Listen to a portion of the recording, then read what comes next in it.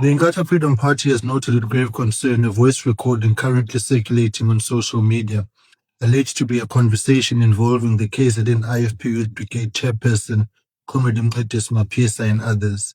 The recording appears, amongst others, to contain statements that may be interpreted as inciting violence in relation to internal party matters, particularly branch inaugurations. The party has initiated an internal process to investigate this matter.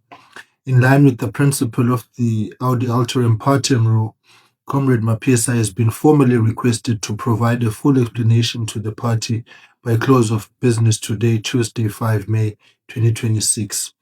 The IFP calls on all members and supporters to remain calm and to refrain from engaging in further public commentary while this process is underway. Given the seriousness and potential implications of the contents of the recording, the party leadership is treating this matter with urgent priority.